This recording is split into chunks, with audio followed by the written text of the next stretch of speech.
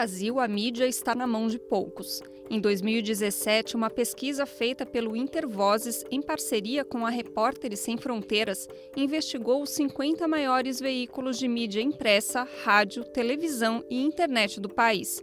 E revelou que destes 50, 26 são controlados por apenas 5 grupos ou proprietários individuais. O maior é o Grupo Globo, da família Marinho, que detém 9 veículos da lista. O levantamento destaca que grande parte dos grupos pertencem a famílias, que transmitem seus negócios de geração em geração. Segundo conclusão do próprio relatório, os interesses dos grupos impedem a existência de uma pluralidade de vozes, o embate de opiniões e a coexistência de valores e visões de mundo diferentes. A mídia brasileira de maior audiência é controlada, dirigida e editada, em sua maior parte, por uma elite econômica formada por homens brancos. Mas na internet, vozes dissonantes já ecoam desde o início do século XXI. Em 2010, foi criado o movimento dos blogueiros progressistas.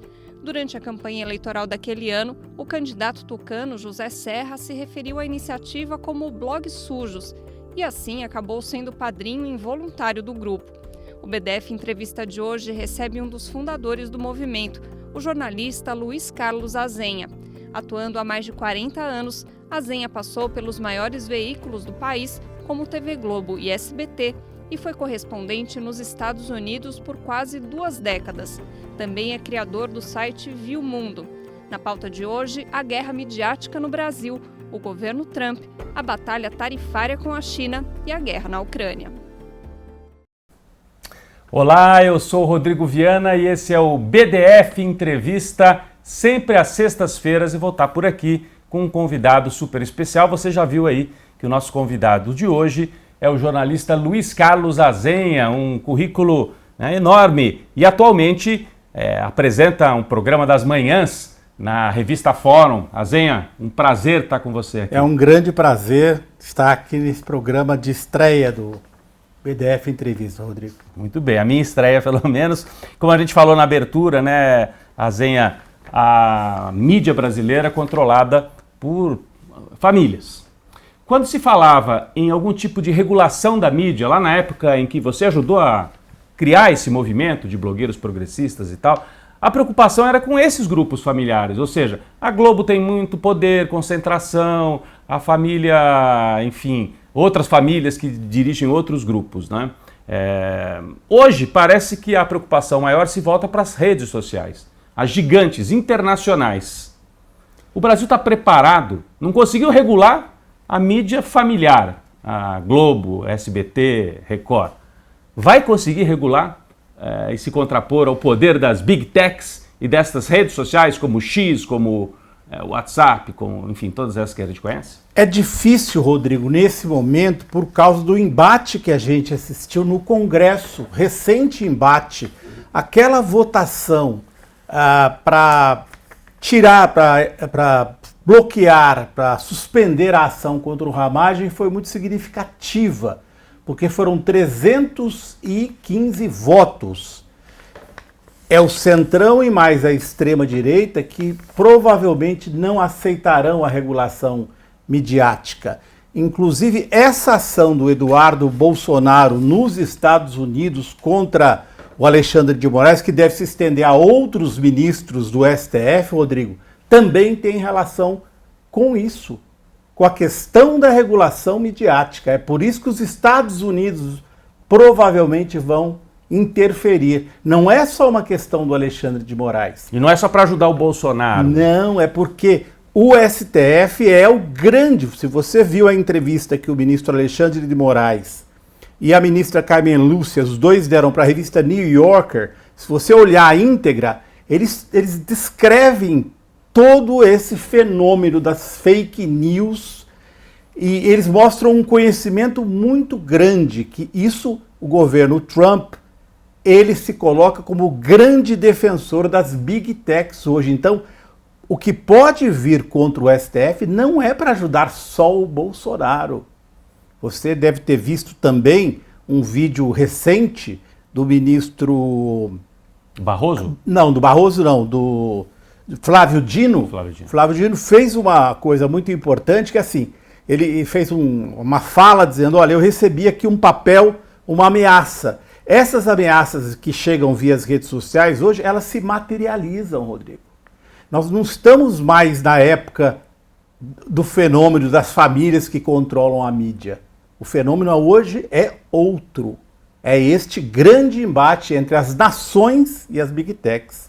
O Azenha, e você descreveu aqui, hoje quem cria algum contraponto ao poder dessas big techs, das redes, do X, do Facebook, etc., no Brasil é o STF.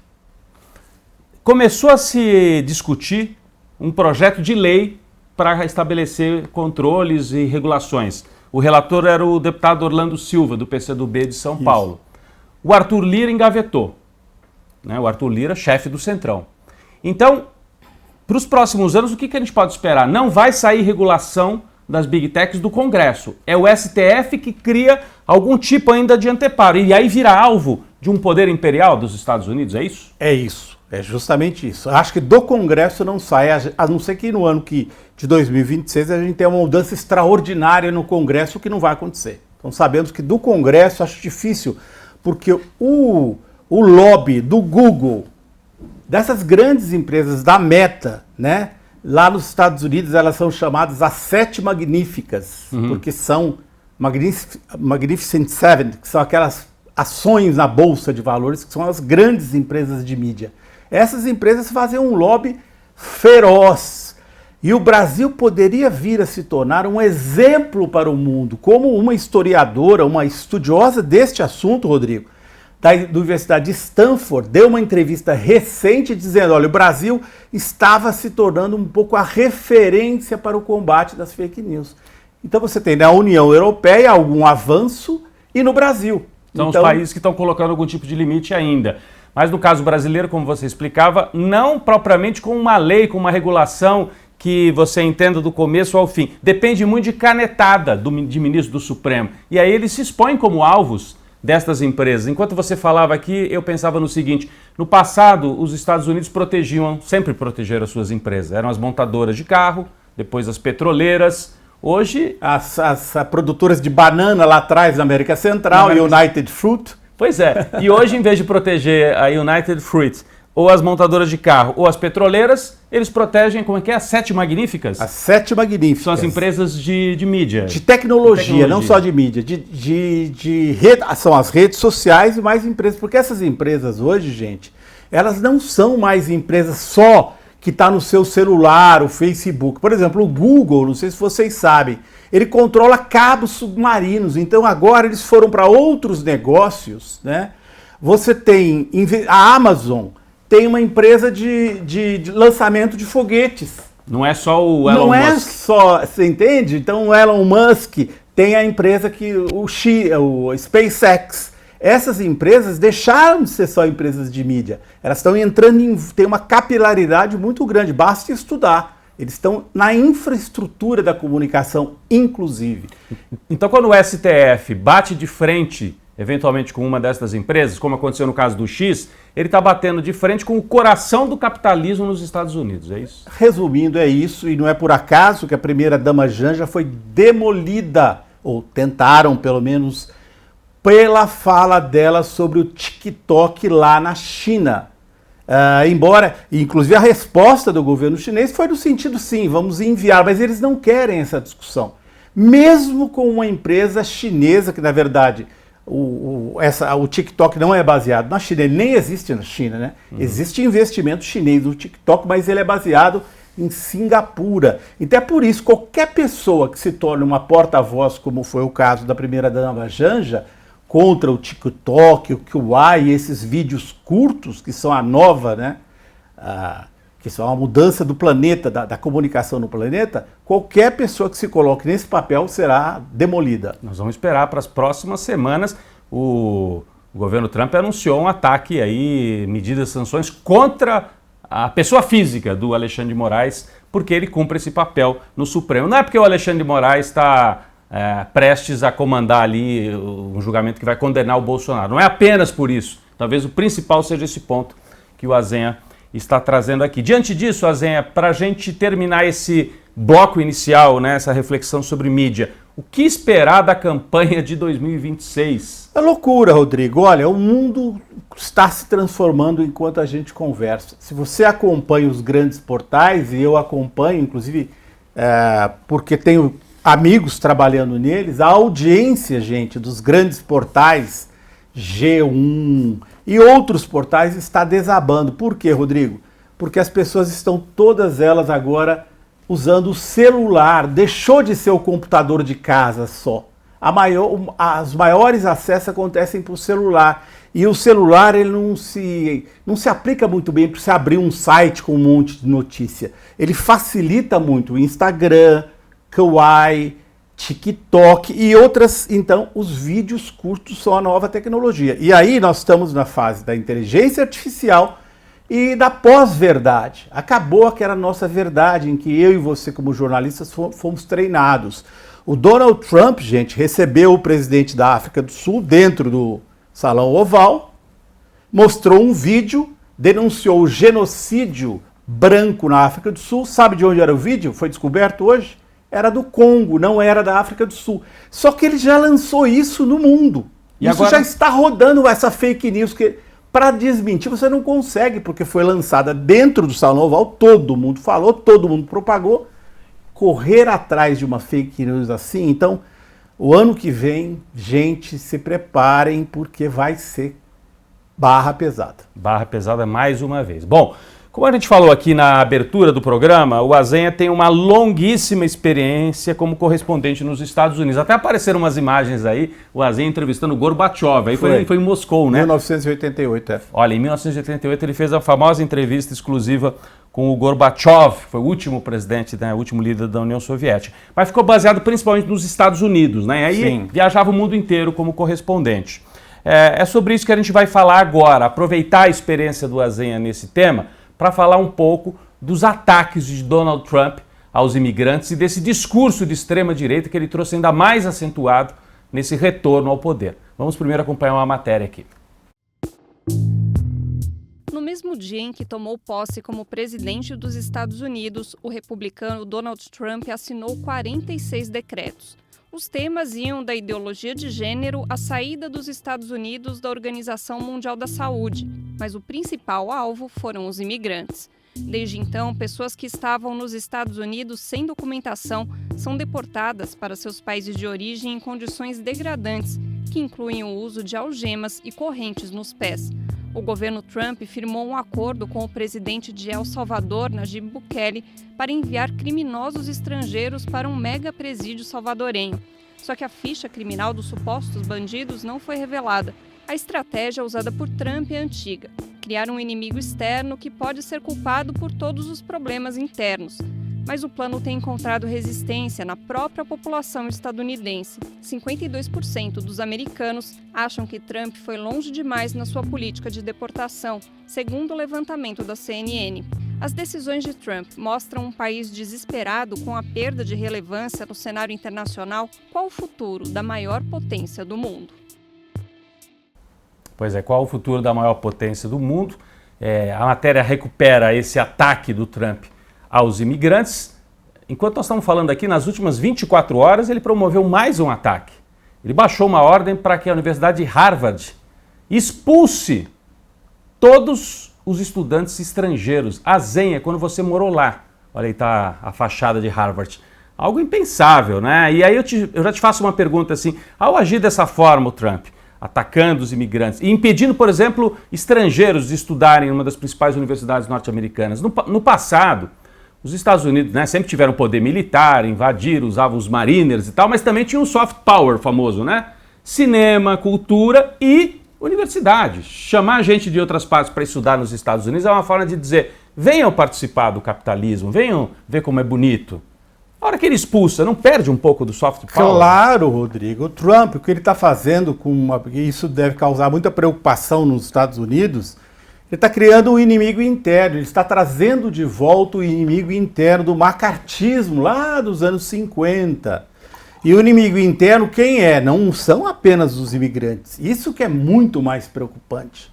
O inimigo interno do Trump são todas as pessoas progressistas dos Estados Unidos. Ele tem a listinha dele dos democratas e ele colocou nessa lista as universidades que trazem muitos, né? Isso vai ter um impacto enorme, inclusive porque em Harvard, Rodrigo, 27% de todos os estudantes de Harvard são estrangeiros que pagam, porque você tem muita bolsa de estudos. Então, eles mais ou menos que financiam o estudo, o estudo de americano com um preço mais baixo, porque o chinês que estuda em Harvard, e tem muitos, são milhares de chineses em Harvard, ele paga o valor completo e ele ajuda, portanto, a financiar o estudante americano que vai para Harvard. É uma loucura completa o que o Trump está fazendo e eu chamo a atenção muito para a lei que ele acabou de passar, né? Esse é o objetivo. O Trump, ele fica assim, gente, lançando uma série de questões que parecem estupidez, mas não são, é um plano. Ele lança, por exemplo, agora o Golfo do México é Golfo da América. Todo dia ele lança para distrair do que ele está, para o que ele está fazendo de fato, que acabou de passar no Congresso americano, uma lei que vai cortar impostos dos bilionários e cortar impostos e cortar programas sociais, vai tirar o Bolsa Família deles, que é um cupomzinho, que é o Stamp Foods, Stamp Foods, né, o selo que a pessoa usa para a vida, por exemplo, aqui no mercado do MST, você vem com, lá nos Estados Unidos, você viria com um selinho que você recebe, é o Bolsa Família deles. Ele vai cortar milhões de pessoas desse programa social. Então, por trás dessa pirotecnia do Trump, está uma coisa muito mais que é isso. Voltando ao tema do primeiro bloco. Beneficiar os bilionários, né? Fazendo algumas concessões. Por exemplo, olha, se você ganha gorjeta, você não vai pagar imposto. Mas isso é uma bobagem. Né? O que interessa mesmo, ele está beneficiando os bilionários em detrimento dos americanos mais pobres. Ele vai criar um clima de guerra civil nos Estados Unidos. Aquele filme com o ator brasileiro sobre a guerra civil nos Estados Unidos, fiquem de olho, hein? Porque ele está criando um clima inacreditável. Para você, surpreendeu essa pesquisa divulgada há algum tempo atrás? Aos 100 dias de governo, o Trump teve a pior avaliação de um presidente, acho que no último século, né? Não surpreendeu, mas ele está usando o poder para o enriquecimento pessoal dele. É isso, acima de tudo, para o enriquecimento pessoal. A família Trump dobrou a sua fortuna no último ano. Dobrou para mais de 5 bilhões de dólares. O Trump tem investimentos em cripto, está construindo hotéis na Arábia Saudita, hotéis e campos de golfe, no Catar, no Emirados Árabes Unidos. Quer fazer em Gaza, né? Até Gaza. E eles têm investimentos, a família, na Sérvia, na Albânia, tudo enquanto ele está no poder. Ontem à noite ele se reuniu com 220 pessoas. Ele fez um tipo de um leilão para participar do jantar com ele. Um leilão, quem investir mais na moeda meme minha, criptomoeda dele, teria direito a jantar com ele. É uma coisa inacreditável em termos de... comprar o acesso ao presidente dos Estados Unidos. Então, assim, e isso, para mim, Rodrigo, é sinal da derrocada dos Estados Unidos. E o maior sinal da derrocada, prestem vocês atenção, se vocês quiserem medir como os Estados Unidos estão indo para a derrocada, olhem os títulos de 30 anos do Tesouro Americano. Cada vez mais, primeiro que tem havido vendas em massa desses títulos. Eram os títulos mais seguros do mundo, para qual todos os investidores corriam. Agora, para captar dinheiro e cobrir a sua dívida interna, os Estados Unidos estão tendo que pagar juros cada vez maiores, porque os investidores estão falando, opa, peraí, vou investir na Alemanha, vou comprar ouro, vou investir no Brasil. Por incrível que pareça, esses papéis dos americanos eram o critério, a melhor coisa para investir no mundo. Ele está conseguindo destruir isso. Agora, do ponto de vista prático das pessoas que vivem lá, eu sei que você tem relações, conhece gente lá, fala com as pessoas, morou 20 anos nos Estados Unidos. Tem um terror, né, rolando. Tem gente que fica naquela dúvida, né, os imigrantes... Sai para trabalhar porque precisa pagar o aluguel, mas se sair para trabalhar pode ser pego no meio da rua. Qual é o clima? Como é que a gente pode definir o que... É terrível, porque não é só o imigrante. Se fosse só o imigrante, mas é o estudante estrangeiro de Harvard. Você pode olhar... Estava legalizado, né? Obviamente, ele vai com um visto, só que eles estão revogando vistos de estudantes. Então você pode ver, leia a mídia americana agora, você não vai ver nenhum estudante estrangeiro se identificando. Eles dão entrevistas para New York Times, ABC, NBC, mas não dão um nome. Por quê? Temendo que o visto seja eventualmente suspenso. O cara está lá planejando uma vida, de um dia para o outro, ele pode simplesmente ser expulso dos Estados Unidos porque fica sem o visto. Então, assim, o clima realmente é terrível, com temor generalizado dos jornalistas em relação ao que o Trump já fez nesses 100 e tantos dias, do que ele pode vir a fazer ainda. Zé, e como é que você avalia agora, olhando menos talvez para os Estados Unidos e mais para o mundo? A gente teve eleições agora em Portugal e a extrema-direita cresceu. A direita tradicional ficou em primeira e a extrema-direita xenófoba do partido Chega ficou em segundo lugar, empatada com os socialistas, né? Portugal, a Hungria tem um governo de extrema-direita, a Itália tem um governo de direita que está dificultando a concessão de nacionalidade para descendentes de italianos, né? Então, a extrema-direita vai avançando. De outro lado, a gente tem alguns sinais de resistência. O Canadá, o candidato que se opôs ao Trump, ganhou a eleição. Como é que você enxerga esse balanço de forças? Ainda é um jogo que está em andamento, o Trump tem condição de impor uma agenda que vai valer para os próximos 10 anos para o mundo, ou é o império em decadência e, portanto, vai haver um contraponto? É o império em decadência. A China peitou os Estados Unidos na questão comercial. A China não... O Trump teve que fazer um recuo completo. Por que ele recuou e tirou o tarifaço? Justamente porque o grande sinal de alarme foram esses títulos. O secretário do Tesouro dele é que sentou com ele e falou: Trump, olha o que está acontecendo com os nossos... Porque esses títulos são aqueles que financiam o pagamento da dívida americana, que está em 36 trilhões de dólares. É como se fosse o tesouro direto aqui do brasileiro, né? Para quem quiser entender, né? Isso, é o tesouro direto deles. Só que eles têm 36 trilhões de dólares de dívida. Nesse ano fiscal, os Estados Unidos pagaram mais de 600 bilhões de dólares em juros. Então, o secretário do Tesouro cutucou o Trump e falou: Trump, olha o que está acontecendo, você não pode... Aí ele foi lá e recuou, tirou o tarifaço, deu essa grande recuada à China, porque esse é um termômetro da economia americana. E eu acho que ele está indo para um caminho... ele não vai reindustrializar os Estados Unidos, e eu acho que o bloco da China com Indonésia, com Malásia, com Vietnã, com o Brasil, com a Rússia, tem condições de dar uma volta no Trump. Eu acho que ele, inclusive, na minha opinião, perde a eleição de meio de mandato do ano que vem, e acho difícil ele fazer o sucessor dele nas circunstâncias atuais, porque a economia americana não está bem, não, Rodrigo. Não está bem, e a promessa dele, né, é expulsar os imigrantes porque eles são ameaça ao emprego, porque ele depende do voto daquela classe trabalhadora recalcada. Isso, não é isso? Ressentimento, o voto do ressentimento. É o voto do ressentimento que a gente conhece, né, na Alemanha e na Itália. Lá aqui no Brasil, né? E aqui também. Então ele precisa desse eleitor. Ele prometeu naqueles estados que já foram industriais e que perderam suas indústrias, ele falou: eu vou trazer de novo. É o famoso Make America Great Again. Mas você acha que não tem caminho para a reindustrialização dos Estados Unidos? Não, acho que não, porque assim, a ideia de que um americano vai entrar numa fábrica e ficar apertando parafusinho, os 5 mil parafusinhos do iPhone, não existe, Rodrigo. É uma ideia antiga. O Trump se baseia num presidente americano, gente, dos anos 1800. A ideia das tarifas deu certo nos Estados Unidos quando a economia americana estava começando a crescer. Por isso que as tarifas funcionaram então. Protegeram o seu mercado interno e cresceram. Hoje, nesse mundo de hoje, os Estados Unidos deveriam investir justamente no que ele não está investindo agora, que é na questão da transição energética, transição e investimentos em alta tecnologia, que sim, eles estão fazendo, né? Ele acaba de anunciar um grande investimento ele chama de domo dourado, quer dizer, uma proteção contra mísseis. Isso vai entrar muito dinheiro no setor militar dos Estados Unidos e nas big techs. Então eles têm esse setor que ele vai privilegiar.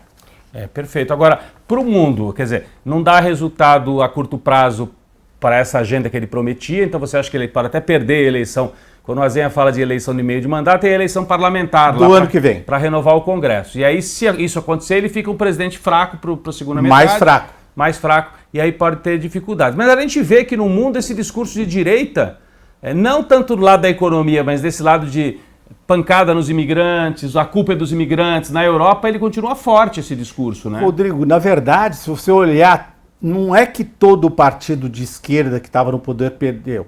Todo partido que estava no poder perdeu. Na Índia, o Narendra Modi é de extrema direita. Ele esperava ter uma vitória esmagadora e não teve. Por quê? O ressentimento. O capitalismo está enfrentando uma crise profunda. Essa economia é uma economia de papel. Você imagina, a grande potência do mundo tem uma dívida de mais de 30 trilhões de dólares. É uma economia de papel. O capitalismo está passando por uma crise profunda. Nós somos privilegiados relativamente a outros brasileiros, mas vai ver o jovem brasileiro, qual é a qualidade do emprego do jovem brasileiro. E nós estamos vivendo uma fase do capitalismo, como diz o professor Ricardo Antunes, em que o trabalhador tem que comprar, alugar os próprios meios para fazer a sua força de trabalho. Aluga a bicicleta para entregar o iFood, aluga a motocicleta. Ou seja, é outra fase de um capitalismo em crise que não oferece esperança para os jovens. Então, todos os partidos, na verdade, que estão no poder, correm risco de perder o poder por causa do ressentimento da população. Foi isso que levou o Trump ao poder. Era ressentimento. Um mal-estar quase que generalizado, né?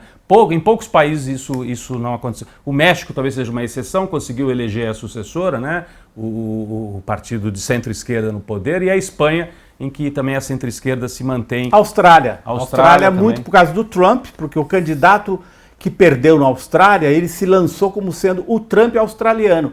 Ele saiu na frente nas pesquisas, mas depois o Trump fez tudo o que fez nos 100 dias, o primeiro-ministro se reelegeu com uma lavada. Então o Trump já perdeu 2 eleições no mundo, hein? Canadá e Austrália. E vamos ver o Brasil ano que vem, porque aqui ele vem forte também. Aqui talvez isso possa, de alguma maneira, ajudar o Lula, ou alguém que fale em nome do Lula. Bom, eu vou trazer aqui um outro tema, mas ainda é uma derivação desse assunto que a gente estava tratando. Outra marca da administração Trump, o Azenha já falou um pouco, é a guerra das tarifas, né? Vamos assistir a uma matéria que resume um pouco o que aconteceu nesses primeiros meses da administração Trump nessa área das tarifas. Vamos lá. Em abril de 2025, Donald Trump deu início a uma nova escalada na guerra comercial contra a China. Com um decreto, ele impôs tarifas de até 145% sobre produtos chineses. Pequim respondeu na mesma moeda, taxando itens agrícolas estadunidenses em 125%. O tarifaço agravou a tensão entre as 2 maiores economias do planeta, numa disputa que afetou os mercados, pressionou os preços dos alimentos e instalou um clima de incerteza global, mas isso também abriu oportunidades. Com a China comprando menos dos Estados Unidos, o Brasil ganhou espaço, especialmente na exportação de soja. Mas em 12 de maio, um acordo foi anunciado durante encontro em Genebra. China e Estados Unidos concordaram em reduzir temporariamente as tarifas, que passaram a ser de 10% do lado chinês e 30% do lado estadunidense. A trégua vale por 90 dias e, segundo analistas, marca um recuo tático de Trump diante dos custos políticos e econômicos do tarifaço. No centro desse tabuleiro estão interesses geopolíticos e empresariais e também uma questão maior: o papel da China numa nova ordem global. Isso, o Azenha já explicou uma parte desse recuo, né? Que o Trump foi obrigado a recuar porque, ao tomar todas essas medidas, gerou dúvidas em relação à própria capacidade dos Estados Unidos de se manter e de pagar a sua dívida interna, né? Que é aquele papel que todo mês, ou enfim, os governos vendem no mercado para conseguir se financiar. Mas, Azenha, queria trazer a outra parte aqui agora para a gente debater um pouco, que é o embate. Do outro lado tem um jogador também, que é a China, né? Durante muito tempo a gente ouviu falar, o século XXI vai ser o século asiático. Isso já começou? Claro, se você olhar quais as tecnologias de ponta, a China domina praticamente todas elas com uma grande vantagem. Você vê que nós temos uma rede, hoje na China, por exemplo, de trens de alta velocidade, de milhares e milhares de quilômetros. Ainda não tem um trem de alta velocidade entre Los Angeles e São Francisco, nos Estados Unidos. E a China já tem. E a China já tem de mais de 1.000 quilômetros, de 10 mil quilômetros, na verdade. É uma longuíssima rede de alta velocidade. Para ir de Pequim para Xangai, por exemplo, praticamente a China toda está coberta por uma gigantesca rede de trens-bala, vamos dizer. E o trem-bala americano vai só de Washington a Boston e é meia boca ainda, porque é uma modernização, mas não é o trem-bala que levita como o japonês, por exemplo. Então os Estados Unidos estão muito atrasados na construção da infraestrutura. Você vê que os chineses estão trabalhando com 6G. Já tem cidades, já estão num outro patamar, né? E eu queria contar só um que aconteceu comigo recentemente numa reportagem que eu fui fazer aqui da CPTM. Um engenheiro me chamou para dentro de um trem, que era um trem chinês, e falou assim: vem cá, vem aqui na dobra do trem, do vagão do trem chinês, enfia a mão e vê se você vê algum sinal de solda. Aí eu passei a mão e ele falou: olha, o trem que vinha da empresa francesa, aquela Alstom, era cheio de... você sentia tudo. Os chineses fazem o trem, o vagão do metrô e do trem metroviário de superfície, como se fosse um bloco único. Esse trem balança menos e, portanto, dura 20, 30 anos a mais que o trem feito com todas aquelas soldas. Que acabam trepidando, tem uma vida útil menor. Uma vida útil menor. Então, os chineses estão muito avançados, né? Aquela ideia de que a China só vendia aquele badulaque que a gente compra no Temu ou que compra nas lojinhas da Shine, não é mais verdade, Rodrigo. E você acha que o Trump, você disse, ele está com uma agenda de presidente do século XIX, com essa coisa das tarifas, e talvez tenha adotado essa tática de confrontação com a China, sem entender o tamanho, a força do oponente, talvez tenha subestimado, porque os chineses foram dobrando a aposta, ele foi subindo as tarifas, os chineses também foram subindo, até que virou algo impossível, né? Se continuasse, o comércio mundial podia parar, né? Pra você ter uma ideia, o Trump se baseia que nem o Bolsonaro, né? Aqui no Brasil, como que o Bolsonaro pensa no Brasil ideal? Todo projeto de extrema-direita tem um tempo ideal. O Bolsonaro era a ditadura militar. O Trump pensa em 1870 como um momento chave. E o momento naquele momento, era o momento da guerra dos Estados Unidos contra a Espanha, quando os Estados Unidos conquistaram Cuba, Porto Rico, Filipinas. Por isso, daí que nasceu a ideia dele de conquistar Groenlândia, expansão territorial, é nisso que ele está pensando hoje. Mas é uma coisa completamente antiquada, né? O Trump vive no passado. E o que decide, na verdade, Rodrigo, é o fato de que os preços estão aumentando. A grande promessa dele era baixar preço de tudo nos Estados Unidos. Mas os preços estão subindo e ele fica muito mais vulnerável politicamente em função dos preços que sobem justamente por causa do tarifaço que ele aplicou, porque continua o tarifaço lá, né? 10% está valendo ainda. Então os preços estão subindo, então ele está dando um tiro no pé. Só para finalizar a questão do Trump, o governo Trump é dividido entre duas turmas. Você tem o MAGA, que é a extremíssima direita, como o bolsonarismo aqui. A extremíssima direita, essa quer desacoplar a economia dos Estados Unidos da China. Mas isso é impossível de fazer. É impossível. Boa parte da dívida pública está com os chineses, inclusive. Né? 2%, na verdade. Só 2%? Só 2%, 3% com o Japão, 2% com a Alemanha, né? Mas 20 e tantos por cento estão com estrangeiros. Né? 45% da dívida pública americana está com estadunidenses, mas mais de 20% está com estrangeiros, sendo que a China tem lá um estoque bem razoável, de 2% da dívida americana.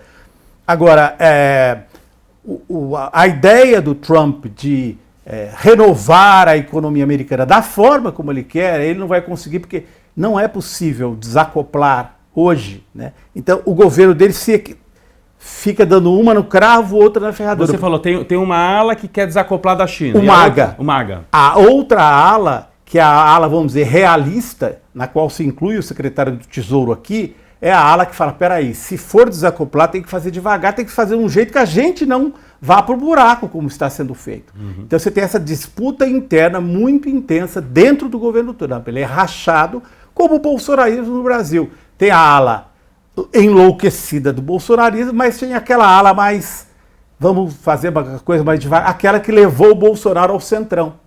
E que não queima dinheiro. E que não joga, não queima dinheiro. Falando nessa relação, eu queria aproveitar aqui também. Nós estamos gravando essa entrevista na sexta-feira, no começo da tarde. Poucas horas atrás, houve uma ameaça direta do secretário de Estado, Marco Rubio, num depoimento, numa audiência na Câmara dos Representantes lá dos Estados Unidos. Acho que a gente até tem imagem, não sei se temos imagem disso, mas enfim, o Marco Rubio foi lá e foi perguntado por um representante do Partido Republicano: o senhor pode tomar medidas, sanções diretas contra o ministro Alexandre de Moraes? Ele falou: sim, estamos estudando medidas contra Alexandre de Moraes. Confirmou. Em segundo lugar, hoje temos a informação também de que podem ser sanções contra o Moraes e contra outros ministros do Supremo Tribunal. Ele tem capacidade de fazer isso, e ao fazer isso, você acha que ele ajuda o bolsonarismo ou talvez ajude até a recompor essa frente aí para enfrentar o bolsonarismo em 2026? Acho justamente isso, né? Eu acho que o deputado do PT, Lindbergh Farias, foi muito inteligente politicamente, porque ele mandou uma moção de repúdio para a CCJ, para a Comissão de Justiça da Câmara, que vai ter que votar. E aí, será que o Centrão vai votar com o Trump ou vai votar com o Brasil? Então criou uma questão de soberania aí. Ninguém quer ser chamado de traidor da pátria, Rodrigo. Mesmo um cara de direita, pelo contrário, o cara é patriota. Pois é. Então, tudo indica que o bolsonarismo vai ficar isolado nessa questão. Eu duvido que o presidente da Câmara, que é o Hugo Mota, por exemplo, vote com o Trump numa questão dessa. Então a moção de repúdio foi levada, né? Não foi tomada nenhuma decisão. Vamos falar assim, a real é que nada aconteceu por enquanto. Por enquanto nada aconteceu, é conversa de internet. Porém, eu acho que pode ser um ativo. E não é por acaso que o Lula foi instruído, né, na verdade, pelo seu assessor. Na verdade, nasceu de um morador aqui da Zona Sul de São Paulo. A ideia do bonezinho do Brasil é para os brasileiros. Isso pode ser um ativo de campanha. Por quê, gente?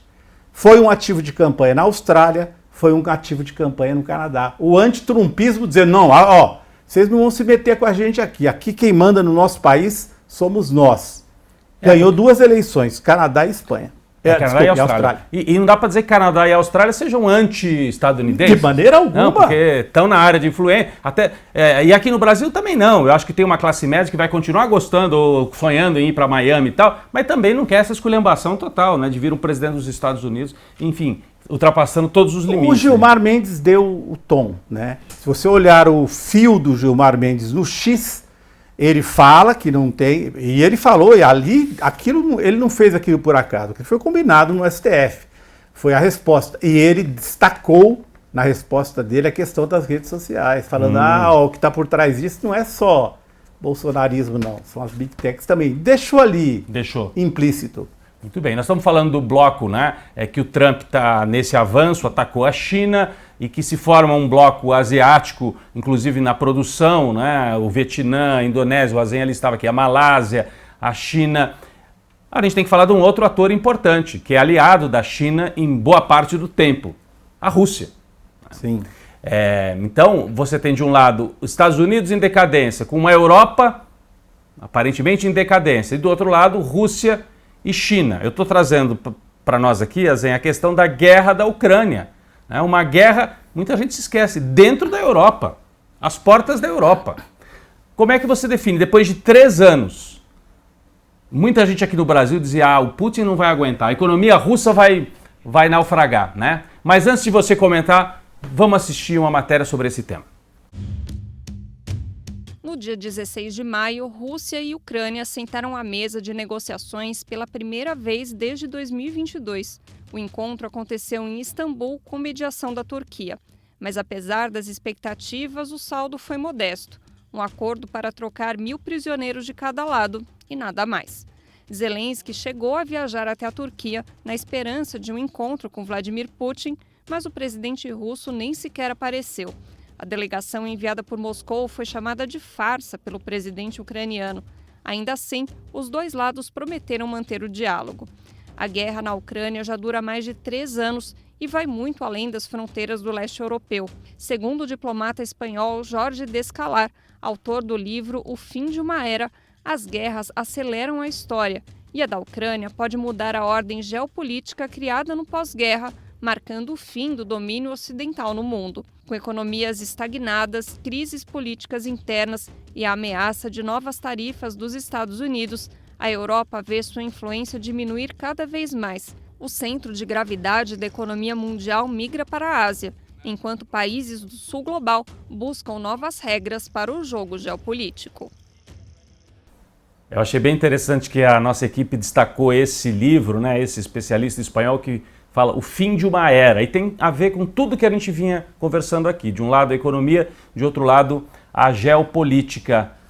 E eu lembrava aqui para o nosso convidado, para o Luiz Carlos Azenha, quando começou a guerra, a imprensa aqui do Brasil, que é muito torcedora, né, torce para os... Como se numa guerra você tivesse que torcer, né? Tá morrendo gente, milhares de pessoas. Dizia, o Putin vai perder, a economia russa vai naufragar. E a gente vê depois de 3 anos, a Europa é que está pagando um preço mais caro, não é isso? Pagando um preço caríssimo. Eu tenho uma filha que mora na Alemanha e ela sentiu muito isso diretamente aonde? Preço da calefação, porque a calefação na Alemanha, gente, boa parte dela é feita com óleo diesel. Né? Então você coloca o óleo diesel e aí o aquecedor ele funciona e esse preço disparou. Então, e isso serve para todos os preços europeus. A Alemanha tinha vantagens competitivas no mercado mundial que ela perdeu com a guerra da Ucrânia. E os europeus estão se enterrando nisso, porque eles insistem, né? O Trump abandonou, porque o Trump está querendo criar uma clivagem entre a Rússia e a China. Ele quer se aproximar da Rússia justamente para desfazer o bloco. Esse que é a jogada. Ele ataca o Brasil também, lá por trás dessa história do STF, você também pode entender. Por que ele atacou o presidente da África do Sul? Não, primeiro foi para tentar criar a ideia de que existe um outro genocídio que não o de Gaza, feito pela África do Sul, país que levou Israel à Corte Internacional de Justiça. Então, esse era um dos objetivos. Mas ele ataca a África do Sul, ele peita o Brasil, ele vai para cima da Rússia, tentando fazer a clivagem.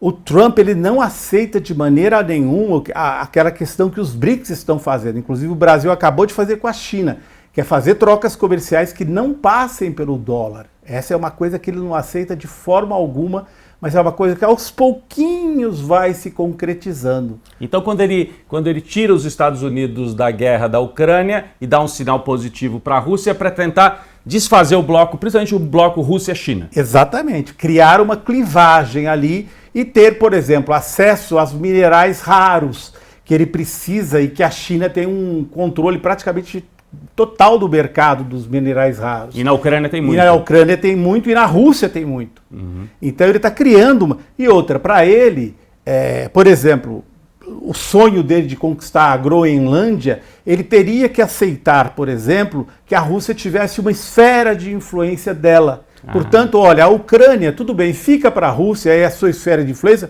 mas deixa o Panamá comigo, o canal do Panamá, porque isso aqui é na minha esfera de influência. Deixa comigo a Groenlândia, porque isso aí é na minha esfera de influência. A Europa não conta mais nada.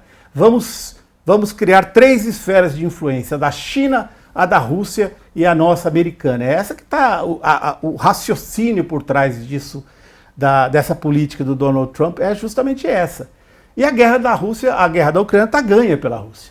A verdade, Rodrigo, a Rússia conquistou os seus objetivos estratégicos praticamente todos lá, que é garantir a Crimeia, garantir a sua frota no Mar Negro e fazer o corredor que dá garantia à Crimeia, que é a sua frota no Mar Negro, um corredor que passa pelo leste da Ucrânia. Que passa por todo o leste da Ucrânia. Esse é o objetivo estratégico da Rússia.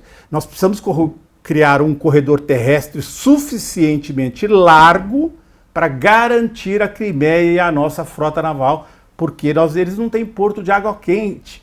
Você sabe que os portos da Rússia lá ao norte, eles congelam no inverno. Então, o porto que eles têm, que é o porto do Mar Negro, é o porto principal. Que é na Crimeia.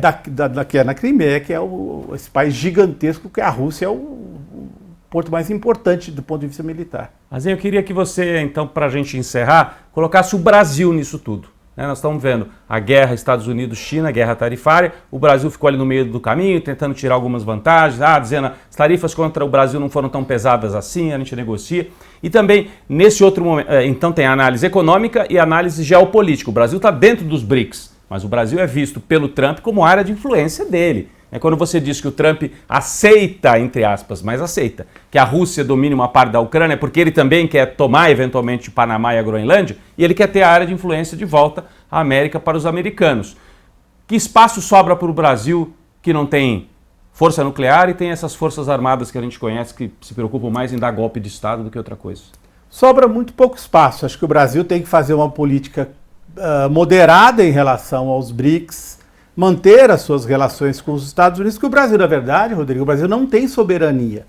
Se a gente for olhar nas questões centrais do Brasil, qual é a grande fonte de renda do Brasil? É o agronegócio. E eu não preciso contar para você que a maior parte da renda do agronegócio, que é o grande negócio do Brasil, sai do Brasil.